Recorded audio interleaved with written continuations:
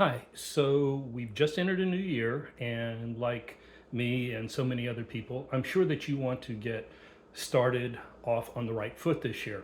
So you may have done a little cleanup. Maybe you've cleaned out your junk drawer. Maybe you've even gotten ambitious and cleaned out your garage. But how about your email inbox? Look, if it's still a mess, it's not that you're lazy or unorganized. It's that the very nature of email and what it is has changed over the years. I was just talking to a friend this morning. He's like in my age group, a little older. And when we started using email way back when, it was basically just for business. And I would get maybe 20 emails a day. But now, think about what email really represents. Of course, there's still business, but you got personal stuff mixed in there. You have notices of sales, and you've got coupons, and you've got, of course, spam, lots of spam. And also in there, you've got a lot of just straight out scams, not spam, but just straight out scams that are trying to get your money or your personal information. And so we're dealing really with a different beast today, and we need to recognize that and adjust our tactics. So, talk about a couple of things that you can do to tame the email beast. Well, the first one, which probably is obvious, is to do a mass purge. Now, what may not be so obvious is how to go about doing that, because I think your natural tendency would be to start at the top with the most recent stuff and work your way down, right? But if you think about it, that's pretty much what you've been doing anyway. You want to tackle this in a different way, and that is start from the oldest first. Now, think about that. You're going to be looking at emails that are at least weeks and months old and possibly even years. So when you look at those, it's going to be much easier to say, okay, that's out, that's out, that's out, because these are situations you've resolved or they don't matter anymore. You may even wonder like, why did that ever matter? So a lot of those things are really easy decisions, and there's no emotion tied to them. You don't worry, just get rid of the stuff.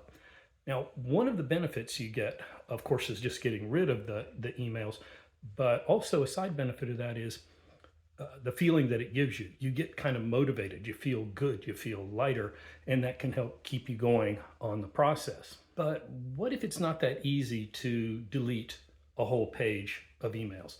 Look, I understand that, but you've got a couple of options here. One is that you can use archive. Now, I think archive is one of the most underused functions in email. And when you archive your emails, they don't go away. They get out of your inbox, they clean things up, but they're still there if you find that you do need them later. And archive materials, unlike stuff that is deleted, isn't automatically purged by Gmail. So if you delete an email, it goes into the delete label, then it's automatically purged permanently after 30 days. Archive is not like that. So when you archive something, it will be there for you later if you need it. Now, something else that you could do, it's just a tad more involved, and that is to create a label, which is what Gmail calls a folder, right?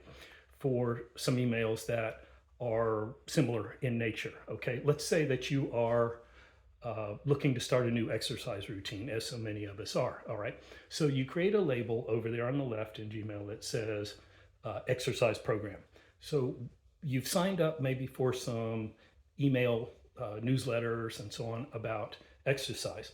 So what you can do now, instead of purging those emails or even archiving them, you can just select them and then go up to the top where it says send to, and that's looks like a little manila folder with an arrow.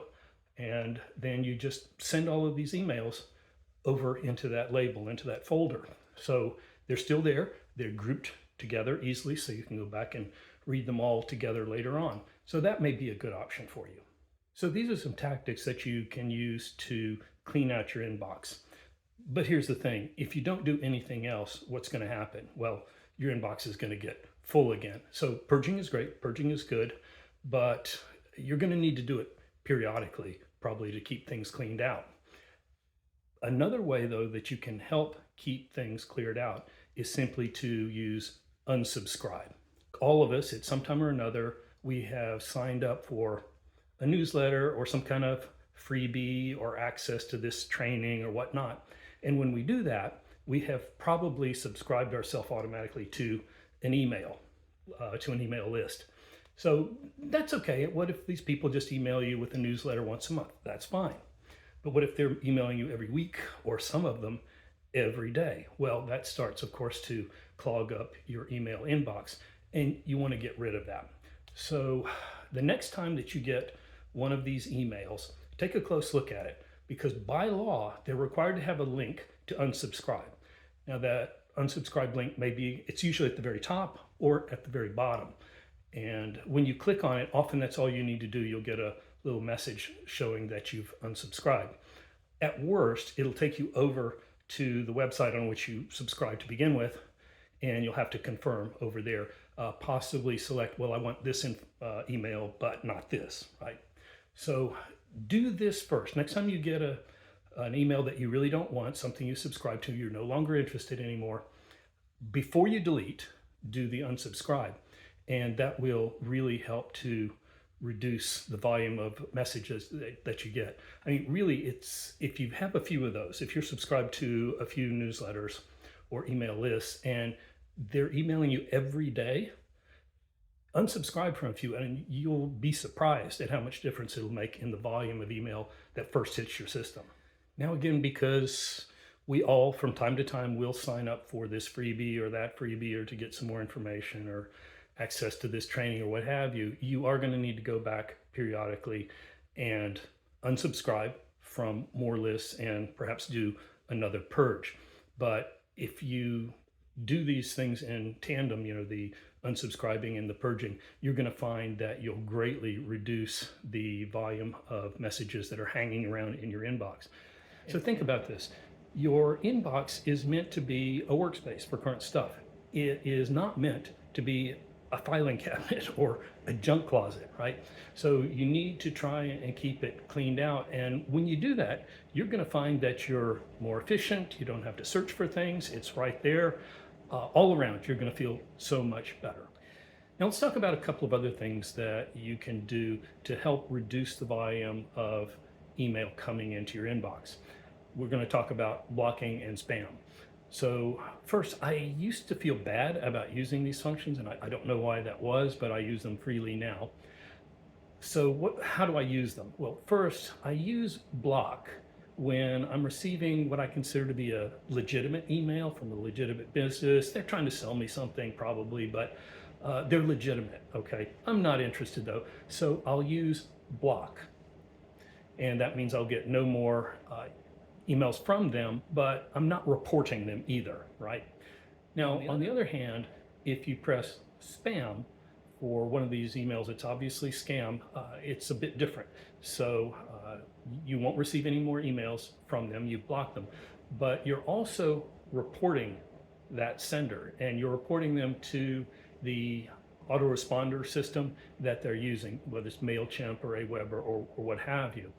And so that really kind of counts against them.